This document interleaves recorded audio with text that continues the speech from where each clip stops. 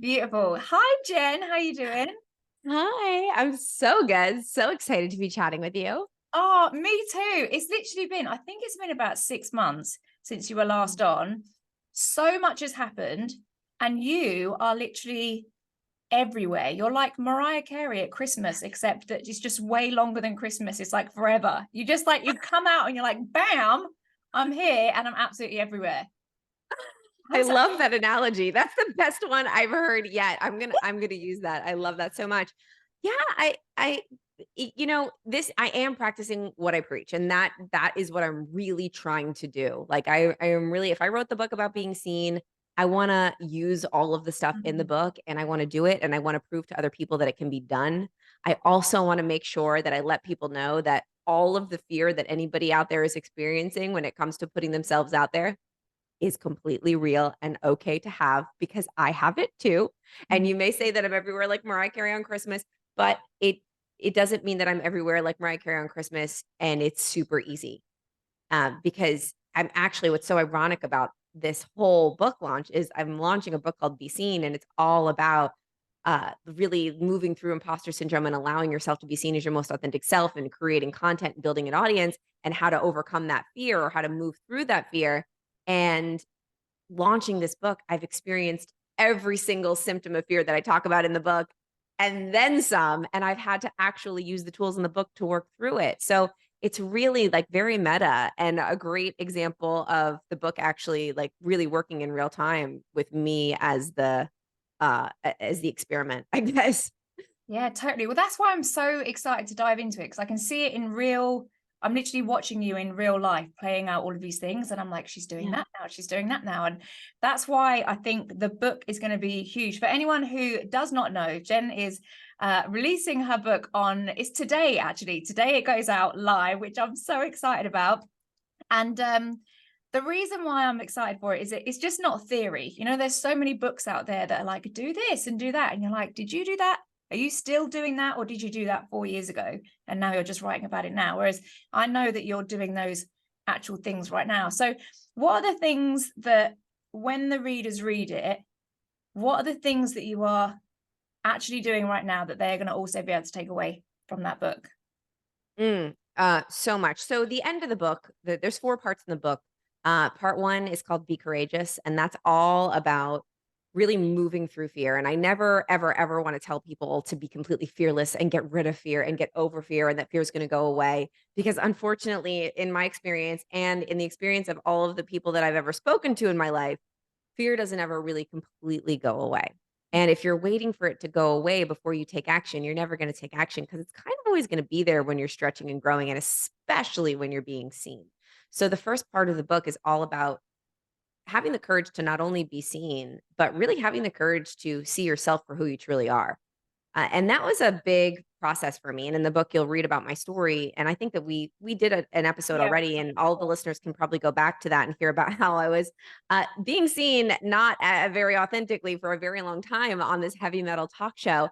And I really had to be courageous enough to look at myself and say, Jen, who are you really? And start showing up as me in order to build the career that I've built. Because living a lie and being inauthentic, as you probably know, because I know you've had some experience in this as well, is very exhausting. It does not feel flowy. You do not attract the type of people that you really want to be around. You actually attract the type of people that are attracted to the fake version of yourself. And I know this because I experienced it. So the first part of the book, I'm always revisiting because I always want to make sure that I'm showing up authentically. Every stage I step onto, I'm like, okay, all right, bring real Jen to the table. Because here's what happened. This actually happened to me recently, Carly. It's like a great example. I've been getting to speak on a lot of really big stages. And no matter what, every single time I speak, this happens. Every time. It doesn't matter how many times I do it, this happens. I'm waiting backstage and I watch all the people before me, or maybe the few people before me. And usually they're men because I speak on a lot of stages with a lot of guys. And I see them do their thing. And they all get on stage, and many of them have this style of like, yelling and be like, "You gotta go for it." Like they have their own style of speaking. And I always for a second think, "Oh my God, I need to change my entire talk and I need to make it like that." Like, because the audience loves that. I need to change. I need to be like more like him. I need to be more like her, something, like I need to change. And then I always have to remind myself, everything that I talk about in chapter 1. Wait a second. The thing that makes you unique is you. Is your uniqueness, is being more Jen. Don't try to be like anybody else. Be more you. And the mantra that I always say to myself before I take the stage is be more you. And that has helped me so much because it's very easy when you're online and building a brand to look at other people's brands or other people's businesses and say, oh, I want it to look like that because that's clearly working. And like, oh, it needs to be perfectly outlined like that, or perfect filters and colors and fonts and everything like that person. But there's already that person, and people follow that person for that person. And the thing that's going to make you unique, and it's going to make your audience connect with you, and it's going to make people want to come back just to see you, is the stuff that only you possess. And the more that you lean into who you really are, the more you're going to build an authentic community that's going to want to follow you forever. So I've been using chapter 1, like revisiting Real Jen, every time I step on stage, every time I create a piece of content, because it doesn't go away, that thought, like we got to be like somebody else. It's always going to be there. We just got to remind ourselves consistently, be more you. Yeah, it's such a good, I mean, just that line in itself is a really good one to keep in your head, isn't it? As soon as you doubt yourself is a really good way of switching it. And you know what's so funny is when like you really inspire me, and not in like a throwaway comment of like, oh, you really inspire me, but like your actions inspire me to take action. Whenever I see you, I'm like, come on, Carly, play bigger. Let's do this. Like, let's be more Jen. But I'm like, be more me, be more Jen. Yeah. Yeah. But when I had this thought, and I don't know whether it's probably like that old performer conditioning in my head where I was like, right, I want to speak on these big stages. I want to launch a book. I want to do these things. When I was thinking about speaking on stages, I thought of you. And then the first thought that came to my head was, oh shit, I really need to get to the gym before I do that though. It's like, you know what I mean? And it really caught me off guard because I was like, wow, I'm really happy being seen. Like I'll be on podcasts and YouTube, and I've got past that point, but it really made me realize that there's still that conditioning and that's still that thought. So did you have that? Like, did you have that before you started pitching yourself for these big stages, and definitely before your book? Were you thinking, oh, well, I'll do that when? Like, I'll be ready to do that, or I'll be worthy of doing that when? Of course. Yes. And I still have that in certain scenarios. I catch myself now, though. That's the key. The key is not necessarily being perfect and having the greatest mindset in the world right off the bat. The key is having a good tool to overcome that mindset when it happens, or having the reminders that you need, or the community around you, or the tools like the books and the quotes and stuff that will help you snap back in when it happens. But yeah, for sure. When I first started my journey, I always would say, oh, I'll start my personal brand when I have I wanted like the perfect website. I wanted my website to be perfect. It was like, that was the first thing. Okay. So I have to wait until this website is built. And I see a lot of people do this too. They're like, I need everything on brand and perfect. I need the messaging to be perfect in order to start talking online. And that is the biggest excuse that fear will make for you. Like, I need to wait until I have the perfect website. I need to wait until I get into shape. I need to wait until I have the perfect camera equipment. I need to wait until I have the perfect podcast equipment to start my podcast. That happened. Okay, here's a regret that I have, Carly. We'll talk about something that I've never talked about on a podcast before. So I had an idea to start a podcast years ago. Podcasts changed my life. Like years ago, that was what really initiated a big change for me. And I always thought like I owe it to the world to create a podcast because that's really what helped me so much. And I kept doing the thing that you just said. I'll do it when. I'll do the podcast when I have the podcast studio. I'll do it when I have the perfect podcast name. I'll do it when I have the perfect podcast guests. Like, I'm not friends with enough people yet. I couldn't possibly. I need a better team. I need a better whatever. All of these lies that fear was telling me to keep me from doing it just because I was afraid. And then one day I look back and I actually asked, I was like, holy shit, if I would have started my podcast when I had the idea 4 years ago or 5 years ago, I would have been so much further on than I am now. And I'm like, screw this. I need to start before I'm ready. My favorite quote ever is the Stephen Pressfield quote, start before you're ready. Don't prepare, begin. I was like, fuck it. I took a little tiny baby microphone that hooks onto your iPhone. I plugged it into my iPhone. I sat down on the floor in my closet and I started recording my podcast. And I just started. And that alone, first of all, that was more than enough equipment that I needed. It sounds perfect. It sounds just like everybody else's podcast. You can't even tell. It's doing amazing. But I want to make sure I say this out loud for all of the listeners. I regret I didn't from listening to fear 4 years ago. It could be way further along than it is now, but I let the stupid fears of waiting until I'm ready hold me back. And here's another thing that I think is very important because of what you just said. Like I need to wait. I need to go to the gym first. I need to get the body first. The best way to hold yourself accountable to doing the thing that you know you need to do, like let's say you do want to like get in shape, and I think that's great. Get a damn speaking engagement, and that'll hold you accountable to getting to the gym every day. Start getting on the stages, and that'll probably, it's the action that initiates the momentum and the motivation, not the sitting around and thinking about it and waiting until you start to do it. You're not going to feel, when you start going to the gym, you're not going to be like, okay, now I'm ready to take the stage.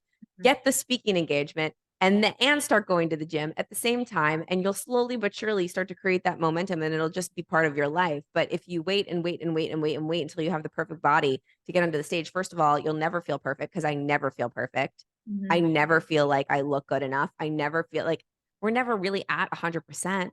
We Mm. always have a little bit of doubt, a little bit of fear. It's about taking action with that doubt and fear anyway. And the more that we do that, the more that we realize that we have everything that we need. And then momentum starts to build, and then you're on your way. Yeah, so true. Especially because actually you talking about that, like you need to have a date in order to go to the gym. So I did a bikini competition. You did one as well, didn't you? Like a I fitness. did. I did. Worst time of my life, literally horrendous. Same. But like the idea of getting on that stage, I was doing like 2 workouts a day. I was eating minced beef for breakfast. Like I was on it. I was so driven. And that is really what drove me. But the funny thing is, looking back at it now, is that if you had have taken that picture of me on stage and shown me that when I first decided, I think I want to do a fitness competition, I would have said, okay, I'm ready to get on stage when I look like that. Like, that's the goal. Oh my God, if I can look like that, I'll look amazing. But at the time that I stood on stage, I felt completely unready. Like my body hadn't changed at all. I was like, oh God, I can't step on stage. This is like, I look awful, blah, blah, blah. And I think it's so interesting how your mind can play tricks on you. And you always think like you're going to feel a certain way. And you just can't wait for that feeling, because the feeling never comes, does it? And exactly like you said, you still don't have that feeling now. You still have imposter syndrome showing up now. I saw your post the other day when you said this last 6 months, imposter syndrome has gone like wild. And I think it's always good to look back, I think, and think, I remember when I wanted that thing and I thought I'd be ready then, and I had no idea that I was going to be ready. Do you know what I mean? 100%. Yes. And this is so cliche, but you have to make it about the journey, not about the outcome. And I learned that this year a lot, because I always thought like, oh my gosh, when I get my book deal, that's going to be the biggest celebration ever. I'm going to feel so fulfilled. I'm going to be crying. I'm going to be so happy and visualizing it. And I got the book deal, and it was amazing. But I'll tell you right now, my favorite parts of this entire journey have not been the big wins. Mm-hmm. They've been the process to get the wins, the most monumental moments. And that was a really big lesson for me on this journey of accomplishing a lot of stuff this year, is that the accomplishments are never what you think they're going to be. Like I unboxed my books for the first time. I didn't cry. I was just like, oh, duh. Yeah, here's my book that I've been working on. But I did cry in some of the moments when it was like I was up all night finishing a chapter that I just could not figure out. And I was just like grinding away and cranking it out. And then like I finished it and I read it, and I read it to Chris, and we just had a really beautiful moment in that second. I was like, yeah, that's good. That's going to help someone. That was the moment. And I didn't know that that would be the moment. Like the unboxing of the books was like, okay, so Yeah. it's really the journey. And if you're listening to this, it's probably because you're into personal development, entrepreneurship, you like to achieve. And if we make it all about the win, the outcome, then life is going to be always chasing that next win and that next outcome. And we'll probably be disappointed every time we get the win. And my lesson to myself now lately is just, how can I enjoy the journey more? Because I spend the majority of the time in the journey. The win is just like the cherry on the cake. Oh God, yeah, that's a harsh lesson to learn, isn't it? You know, when you get something that you've worked so hard for and you feel a bit empty and you're like, damn, this was not what I thought. I'm so interested to know, because like so many of my audience are in the beginning stages of their business, and a phrase that I hear them say all the time is, I just I don't know when it's going to work for me. Like I want it, I want it like, when's it going to work for me? When's it all going to click into place? When's it all going to just be easy? And I'm wondering whether you felt a moment where you felt like it's clicked into place. Like right now from the outside, you're speaking on all these stages, you got your book coming out, people are buying all your stuff. You had like a sellout, massive event with this big poster. So on the outside, and I'm sure it is the same as well, it's clicked. Things have clicked into place and things are like fully in motion. Do you remember when that moment was? For sure. I mean, I'm sitting here listening to you and I'm like, that's all amazing. And it's like, wow, like I almost have to like take a pause, like, wow, yes, but I still don't feel like I've gotten there. Like I'm like, I have so far to go. You're crazy. And I just want to make sure I say that out loud because I feel like I'm always growing and moving into something different. I don't know if that's a downfall of mine, if that's not a good thing, or if it is, I don't know if it's good or bad. It's just who I am, that I'm always moving towards something else, and probably have to sit in the accomplishments a little bit more, in the celebration a little bit more. But was there a moment when I felt like I did it? So I talk about I did it moments a lot in my keynote that I do. I take everybody through a little quick 1 minute and 47 seconds visualization where we visualize the moment of saying like I did it, whatever that is, like whatever that is for you. You're walking into the room and whatever the thing is that you wanted to do, like you did it, and you take a second. And I have had a few of those moments this year where it really all clicked into place. And one of them was really interesting because it was I've always envisioned myself speaking at an arena. Like that was one of my visualizations, like in an arena in front of lots of people, like thousands of people, like a rock concert. And that was always like a visualization in my mind. And I got to do that this year. And I remember standing on the stage having a flashback, like, whoa, this was a visualization that I had, and I did sit in that moment and I was like, this is cool. I want to timestamp this moment and I want to remember that whatever you want, you can achieve. You just have to keep going. And there's moments like that for everybody, whether they're huge moments like speaking at an arena or tiny little baby moments like when I finished that paragraph and I was so proud of myself for finishing the paragraph. And that was when something clicked into place. And it's important to, and I need to be better at this, really recognizing all of those little moments along the journey and just time stamping them and remembering like, okay, here's another moment where the thing that I wanted was created, like my visualization met my reality. And all of those reminders help me to keep going when I'm like, God, it's not working. Why is it not working? Why is it not happening? And when you connect the dots looking backwards, it always makes sense as to why it took the length of time that it took. It always makes sense as to why it didn't happen the way that you wanted it to happen. So many things for this book did not happen the way that I wanted them to happen. But when I look back, it's like, oh, duh, it needed to happen that way. And so it's all of those little moments that we need to remember. And I'm working on it. I'm definitely not perfect at this, but those are a few of those times where it was like, oh, okay, that felt really good. And I did it. And I'm proud of myself. That's so good. I always think something that I've learned to do, because I was exactly the same and I never used to celebrate anything. It would just be like the big things. And I've learned to have like like an anchor celebration. I talk to my clients about this, and it's just like something that you do every time when you recognize something you've done. So for me, my anchor is like I sit in the hot tub with a glass of wine, and that's just an anchor. It's a simple moment. It's nothing crazy, but it's the same moment for everything that I recognize that I've done well, even if I just had a good week that week and I ticked off a load of stuff on my to-do list, have a little anchor moment. And that's really, really helps me feel like, I'm moving forward, because you need that dopamine hit, don't you? You need that rush of like, especially if you're an overachiever, you need to feel like you're achieving. And yeah, that helps me massively. Have you got a little ritual like that? Yeah, well, that's one of the C's of the confidence continuum. When you read the book, there's a chapter all about the confidence continuum, and one of the C's is celebration. Because if you don't celebrate the moments, then you don't get that dopamine hit. You don't remind your subconscious that it feels good when you get the thing that you want. So it helps you to keep going when things get hard, when you can link it to something that you do to celebrate. I don't have an anchor one. I think that's such a good idea, like having a thing that I do every single time. But for me, it's really like, so here, I'll give you an example. We just did our 5-day event, or it ended up, it was 5 days all in all, but it was a 3-day event with like 540 people, and then our mastermind day on the back end. And it was not easy leading up to the event, Carly. Let me tell you. Hosting events with that many people are hard. Filling seats is hard. We sold out, but it was hard.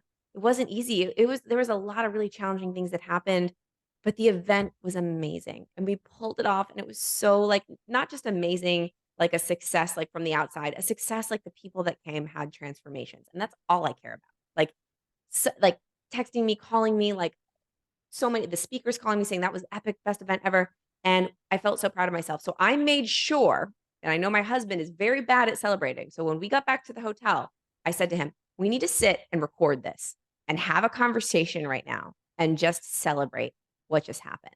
Mhm. Because the next time that it's hard and we feel like giving up, I want us to listen to this recording that we're always taken care of, that we always figure it out, that it always ends up being worth it, that it's always amazing. And I want to make sure that we have a conversation and share what we love about the past 4 days and what was fun about it and what we're proud of for each other and and I forced him, he didn't want to do it, but it was so nice to just sit and reflect on like our favorite moments and what was hard, but we got through it. And that like, and I was like, listen, this is our timestamp. Next time we do this event and it's difficult in the beginning and we're arguing or we're fighting or we're not aligning on something, I'm going to pull this out and I'm going to play it and I'm going to remind you that we always pull it off. And that having that in my back pocket, I know, and do another podcast episode and I'll let you know if it works in the future, but I have a feeling it will. Oh, I love that. It's so good because especially because an audio like that, you can hear your energy. Like it's one thing just looking back on a social media post that you wrote the day after where you're like, that was amazing. Thank you so much. But Yeah. actually hearing your energy at the time is incredible, isn't it? I think that's a great idea. One thing I want to talk to you about actually, and it kind of goes hand in hand with that, is lots of people. So I would love to write a book. Lots of my audience would also love to write a book. I hear a lot of people saying how awful the experiences of actually writing a book. And I kind of want to hear your experience of it coming out the other side of it now. I know that you've got a couple of days left until you launch, but I want to hear your experience so that someone listening, maybe someone's writing their book right now that is listening to this. And I want them to hear your perspective on the outside of it, because I'm also going to listen back to this when I'm like 3 a.m. crying into my notebook. You won't be because we're going to decide that it's not going to be that experience for you. So I went into my experience with a lot of people saying that to me too. Writing a book is hard. It's the hardest thing you ever have to do. It's going to be a lot of suffering. Working with the publisher is hard, like all this stuff. And I decided I was not going to have that kind of experience. I just made the choice. I decided I was like, I'm going to have a different perspective. If things go wrong and if it's difficult, fine, we'll get there when we get there. But my perspective going into it is this is fun and exciting. And here's my strategy. I'm not a writer, Carly. Like I am not a writer, but I did not have writer's block when writing this book. Not even for a second. It flew out of me.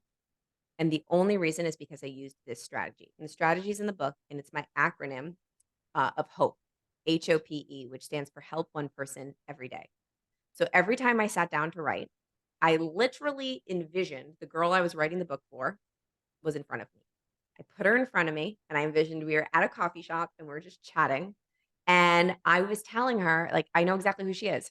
She's not a real person, but she is for me. Her name's Kayla. She's a Pilates instructor. She's from Wisconsin. She's in the studio every day working with clients, but she really wants to have a visible brand and books and be a really well recognized expert, but she's scared to put herself out there. And she's my ideal client avatar. She's my reader. She's my girl. So I would just sit and envision her, and I would envision we were having a conversation, and I was just talking to her and telling her my stories and telling her what I think she should do or what I think could help her. And when you read the book, you'll hear it that way now. You're going to be like, "Oh, Jen's just talking to me." Like I literally it's my voice. But that act of talking to that one person and just pouring into her and providing value to her made it so that I didn't ever not know what to write. And this really helps me with creating content. It helps me with anything speaking on stage because the reason that we get nervous or we forget the words or we don't know what to say or things feel hard is usually because we're worried about what other people will think about us. Mhm. We're worried about if we sound okay, if we look okay, if what we're saying makes sense, if people are going to like it. And then it can make us be completely stuck. But when we're having a conversation with a friend and they need help and we're just pouring into them, when we're just helping them, we don't forget the words. We don't not know what to say. Carly, you could talk to me all day long about the things that you're really good at. You'd be able to help me any day of the week, I know, and you wouldn't stumble. You could probably write an entire book to me verbally in a day if I needed your help. So that's how I wrote the book. And it was easy. So anyone that is about to write a book or you're in the process, please try that. I think it will be a really great gift you're going to give to yourself and more importantly to your readers because they're going to read it feeling like you're talking to them. Mm. And the most important person is not you, unfortunate. Sorry, not sorry. If you're creating content that helps people, the most important person is the person that you're helping. Yeah, so true. It's such a good thing to remember. It just makes it way less intimidating, doesn't it? Thinking like, how can I just help this one person? Like, how can I Yeah. just, and having that person, I've got a person as well. My girl's Rebecca. I know exactly who she is. I know exactly how to Yeah. help her. And I always think like, sometimes when I don't know how to word something, or I'm not quite sure how to say something in like a social media post, or especially with podcasting, I feel podcasting is so, I don't know if you feel the same. It's like therapy. I kind of like get lost and I start talking and then I get like a overshare hangover after, and I'm like, did I say too much? But I always think whenever I think that, I think it's just going to land in the hands of the right people at the right time. Like for, Yeah. it does not matter if 70% of the people listening it didn't land with. There are 30% or even a smaller percentage of people that desperately needed to hear what I just said. Mm-hmm. And that's who you're doing it for, right? It's those people Exactly. that are just like, I need to hear this message today to keep going. And I think it makes it way less intimidating for sure. Absolutely.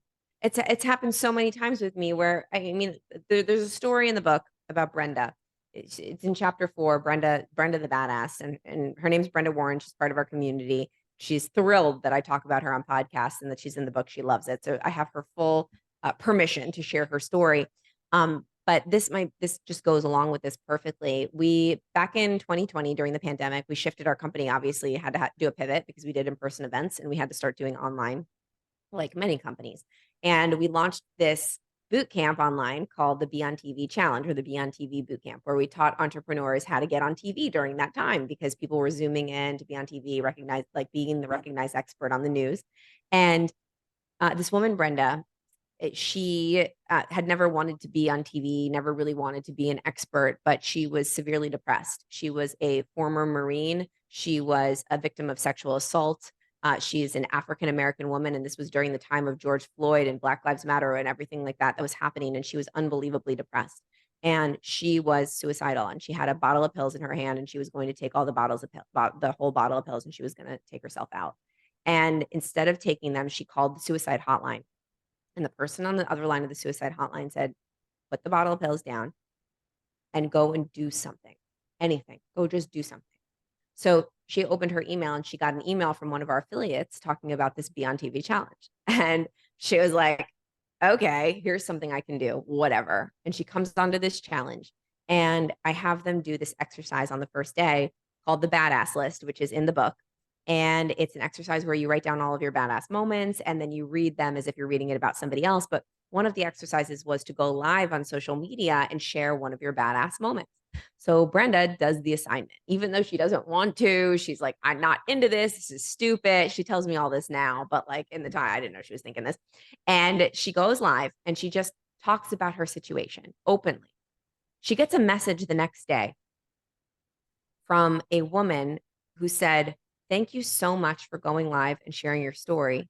My child committed suicide last year, and I had not been able to get out of bed and feed my other kids for a year now. But because of your live, because you went live, it inspired me, and I was able to get out of bed today. Thank you."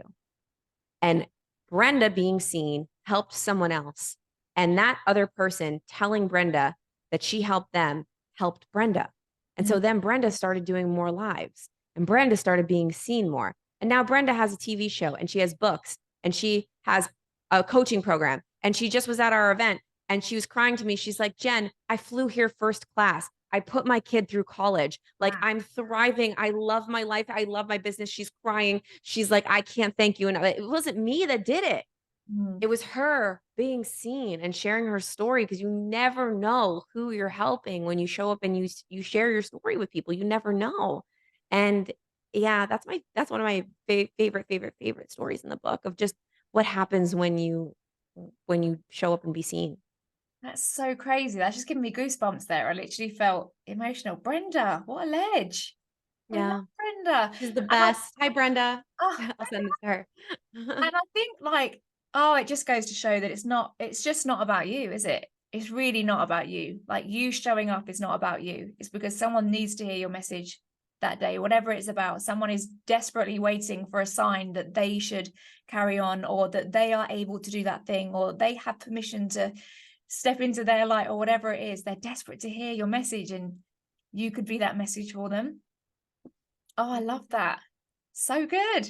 So I want to talk about something, talking about like showing up and being, I need to say, by the way, whenever you talk about people being on telly in the COVID times, it really makes me laugh. You know, all those, I went through a stage just to give myself a little bit of a laugh, of all those people that would go on telly, and then, you know, like someone would walk in the back, like they're on the news, and someone walked in the back and they'd be doing that like stressful eye thing, trying to get them out. That was my favorite part of the pandemic, to be honest. You'd see like just general Pamela on the news talking about something, and then her husband would come in with a cup of tea, and it was the best thing I've ever seen. It was so good. The best. It was such a fun, yeah, like that was the parts of the pandemic that we were all laughing about for Oh yeah, sure. I loved that. It was so brilliant. Anyway, side note, I did want to say that I think one of the most underestimated or underutilized ways of being seen, which I think is so powerful, is leveraging other people's audiences. And I know that you talk about this a lot. Yeah. And I had this realization recently. 3 of my most favorite clients that have come to me recently have come from, I was on a podcast with Mo Gaudat, and she listened to his podcast and then contacted me. Another one was because I did an affiliate launch with Marie Forleo. We did an Instagram live together, and they followed me from her audience. And this has like happened so much, where clients are coming to me because they've seen me in someone else's audience. You talk about that a lot, don't you? Has that been a big part of your strategy as well? 100%. Yeah, and nowadays it's even harder to build influence on your own, just by trying to use the algorithm of social media and create great content. Yes, you need to create great content, but you're not necessarily going to just magically attract people to your page if they're not seeing it, because you don't know who's going to see your content. You have absolutely no idea. We've got no control over that. However, there's a hack, and that hack is not only an amazing way to get in front of the right people, but it's also a great way to generate really powerful, amazing win-win relationships like you and I are doing right now. Like, we're friends now, and we both like are leveraging each other's audiences. And so what I tell people to do if they want to start building an audience, think about who out there on the internet already has the audience that you want. Who already speaks to your ideal client avatar, your Rebecca, your Kayla, whoever it is that you're speaking to, who has that group of people already, and can you build a relationship with that person so that you guys can leverage each other's audiences? Maybe they can put you on an Instagram live or on a TikTok live, or they can email about you, or they can put you on their podcast, or you guys can do some kind of collaboration on YouTube. That is the fastest way to build your audience with people that are already opted in. Because anyone that's listening to this, they're like, I love Carly. Anyone that brings Carly on, I trust because I love her. So they're automatically, hopefully, hi guys, hopefully you like me. Yeah. But that's the thing. Like, it's a warm audience. So it's not just like them randomly finding my Instagram video. They got to do a little bit more research to know if they want to follow me or if they like my content. But if they're already following someone, it means they already have that credibility, that trust.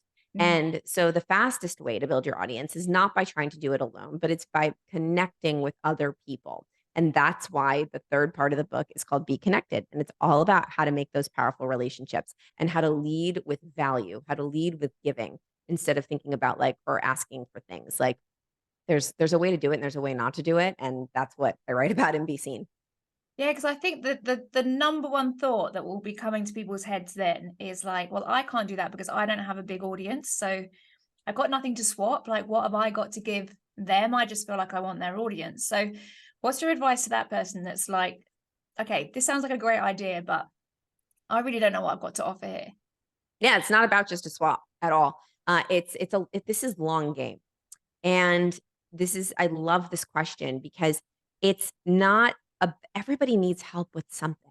Everybody, even the biggest celebrities in the world, even the people that you think are the most successful, everyone needs help. And think about what that person needs help with. Maybe they have a course coming out or a book coming out or a podcast. Could you write a review for their book? Could you buy a bunch of copies, screenshot it, send it to them? Hey, love you. You're amazing. Love your work. I just bought 5 copies of your book. I just wanted to show you. I wrote a great review. Screenshot it here. Like that's what people need help with. Oh, I just bought your course. So for me, a year before I started writing the book, I had an inkling that I was going to maybe want to do a book one day or something. So I was like, I know that I'm going to be making a lot of asks if I have a book or a course. So I'm going to just be in a season of giving. I'm going to figure out what these people need help with, and I'm just going to show up for them. That could be commenting on their posts. That could be buying their courses. It could be donating to their charities. It could be showing up at their events, sitting in the front row, cheering them on, taking photos of them and sending it to them. It could be buying their books, reviewing their podcasts, connecting them to other people. And it's not just one time. It's not about just making a transaction. Please don't get off this podcast and text someone, be like, hey, let's do a trade. I'll trade services. It's about long game showing up for people consistently and helping them consistently and not asking for anything in return and building that relationship over time until maybe one day that person's going to be like, hey, you helped me so much. Can I please do something for you? Mhm. Or maybe that one day comes where you do really need help, but you won't feel uncomfortable making the ask because you've provided so much value already that it just feels normal. Like, hey, and no worries if not, but would you like to XYZ? It's not going to feel as yucky to make the ask because you've given so much already, and you've given it not because you wanted anything. You gave it out of the generosity of your heart because you want to build the relationship. And not only are you going to get a lot of opportunities that way, but you're going to make a lot of really great friends that way too. Yeah, totally. I think podcasting is great for that as well. It's such a great way of inviting people on, like I've invited you on. It's just such a great way of connecting and, meeting incredible people. I always say that's kind of the biggest gift that podcasting has given me. I don't know if you found the same. It's such an easy way to connect with great people, isn't it? Oh my gosh, yes. For this book launch, I've done almost 100 podcasts, and I feel like I've made 100 new friends. But literally, because every time you do a podcast, you have a conversation with somebody new, and it's a great way. If you're a business owner, also, it's a great way to sell too. If you launch a podcast, let's say you're like, "Oh, Jen, I'm in roofing. Like, why would I do a podcast?" Well, it's very difficult, or it's more difficult to reach out to a potential collaboration or a potential investor or a potential buyer or potential customer and say, "Hey, can I get you on a call on the phone to talk about our services? I think you could really use it." Usually people will say, "No, thanks, I'm good." But if you reach out to that person, be like, "I'd love to interview on my podcast." Mm. Like, "Wow, okay, yes, please. I would love to be on your podcast." Then you have a conversation, and then maybe they find out what you do, and then they're like, "Whoa, maybe I need to hire you." There's been so many examples of that. I've hired lots of people that I've been on their podcast. I'm like, "Whoa, I didn't know that you did that. My company needs that. Let's talk."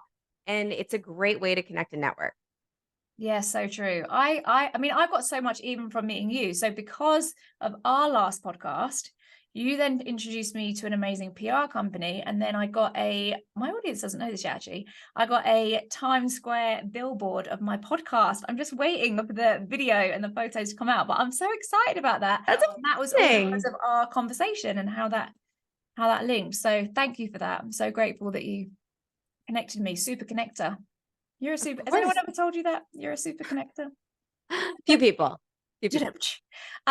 So I just want to touch really quickly. I know that we've got to wrap things up soon, but I just want to touch really quickly on what I'm finding fascinating about this whole launch process for you is that I feel like you are learning so much in the process of it. Like you are playing full out. I know I joked about you being like Mariah Carey and you're everywhere, but you are leaving nothing on the table. It's so incredible to see. You're flying to all these places, and I can see that you're legit not leaving anything on the table. I'm wondering what you've learned and what this process has taught you from playing at that like 10 out of 10 level. Is there anything that's come to you that you just really didn't expect to happen and it's been a major learning? So many things.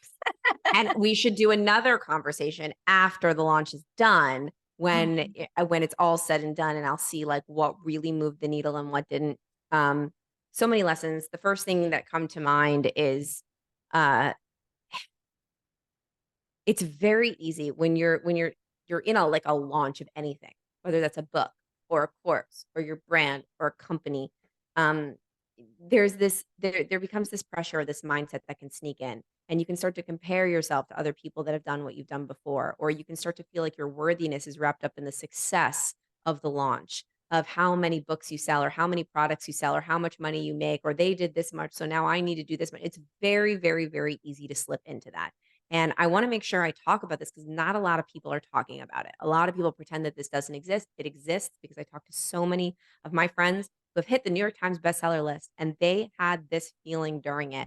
And what I've been doing is really, it's been a mindset fuckery, like a whole game of like really reminding myself of my why every single day because it's so easy to slip into because everyone around you is like, okay, how many books did you sell? Like, are you going to hit the list? All these things. And for me, I need to remind myself of my why every single day because your launch can turn into all of a sudden something that's supposed to be so happy and exciting and a yay, I did it moment can turn into a failure if you don't do the thing like reach the level or the goals or the lists that everybody has, projected to be the greatest thing ever. And so I had to remove those goals. And I had to tell myself, listen, you're going to do everything that you can possibly do to get this book in as many hands as possible. So every day I'm waking up and I'm just thinking about my girl or my guy, my person reading the book and them having an aha moment. And every single time I go to do something, whether it's a podcast or promotion or I get on a flight somewhere and I speak, it's so that more people can hold the book and get something out of it. And as long as I stay with that mindset, it feels easy and fun. But let me tell you, Carly, it's a very easy to slip into the other mindset. And the second that I start doing that, that's when it starts getting like it feels yucky, it feels hard, it feels pressure, and you start to lose your worthiness and you lose your why. But the lesson here also talks about or would teach me more about Gabby Bernstein, who wrote the foreword of the book. She teaches the choose again method, and I've been using it so much. So we can't necessarily choose the first thought, right? The first thought that might come in might be like, you're a failure if you don't hit the New York Times bestseller list. Like you have to hit it, like you have to do everything on your power to do it. That's the first thought. My brain thinks thoughts uncontrollably, just like our heart beats uncontrollably. But I can choose the second thought. I can choose the thought that comes as a result of that first thought. So I could say, thank you, thought. Thank you, brain, for thinking things. I get it. You're conditioned to think these things because this is the world that you live in. What if we were just to focus on Kayla and Rebecca and the person that's reading the book and just getting the book in as many hands as possible? And that moment where you can just say, I wrote it, I did it. And then you can shift into that. And so it's okay to have that first thought, but as long as you shift into the second one, I think that is something that I'm going to take with me forever. And it was the learning of that mindset shift and the learning of like going like this basically throughout this entire launch with that mindset has been one of the biggest lessons for me. Have you reframed how you will measure success now then? So like if you're saying, really I want New York Times bestseller, but I know that's not healthy. So I know that I've been successful in this. I know this has been a successful launch when this happens. Do you know what that thing is where you can say, I did it?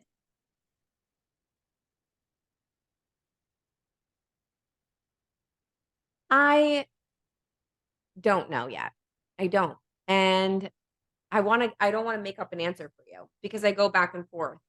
It's like, oh, number of books sold, but I don't even want to have that goal of number of books sold because I don't ever want this book launch to be a failure if I don't hit the number. It still needs to be a celebration. So for me, like here, I have a video that my stepdaughter made of me when I first got the book deal of me walking into a Barnes and Noble saying, my book is going to be here one day. One day we're going to make another video where we're walking in and the actual book is actually right here. And you know what? My I did it moment's going to be when I walk into Barnes and Noble and I make that other video where I'm like, here's my book. That's going to be the win.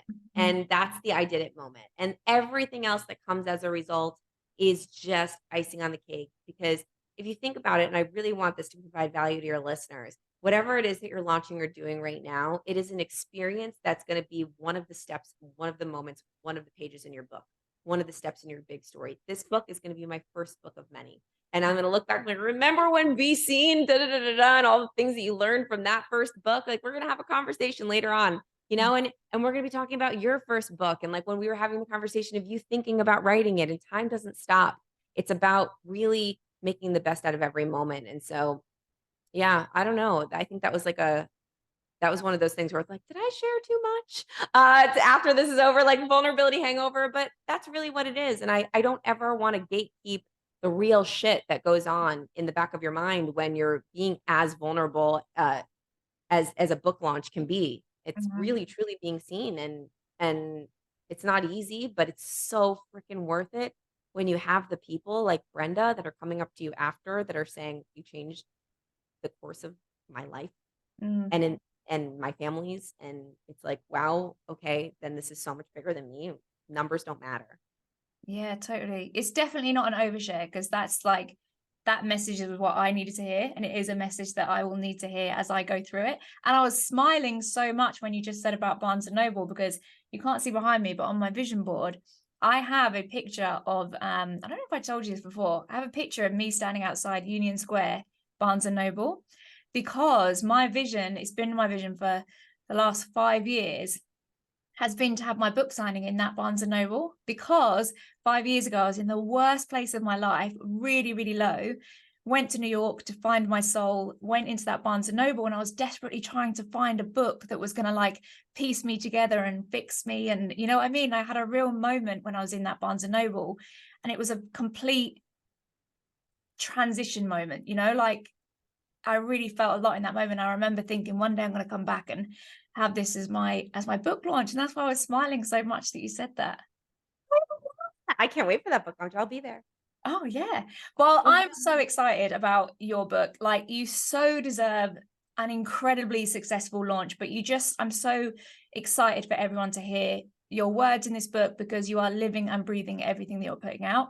And I'm so, so grateful for everything that you're doing because it's inspiring me. I know it's inspiring so many people. When you get up and you do your lives and you're putting your makeup on, I know that is bringing so much joy to so many people.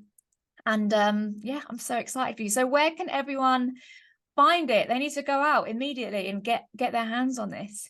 yeah, well, today's the day. Be seen on Halloween, ironic. Go beseenbook.com. If you get the book and you put your order confirmation numbers in that website, you'll get all the goodies and all the bonuses and stuff. But you could go to your Barnes and Noble, grab the book. If you can go out today and do that, take a photo with it, post it. You can obviously order it on Amazon. It's everywhere books are sold. So just go and get it in whatever style you like to buy your books. Amazing. I literally cannot wait to get my hands on it. I need to set aside some time with no toddlers so that I can literally sit and read it. I need to actually book myself into a hotel, but I feel like it's a good excuse to do that. So Great excuse. I know, I think so. Go and get the book, guys. It's going to be incredible. And I can't wait to see all your success. Thank you, my Thank you, love. my friend.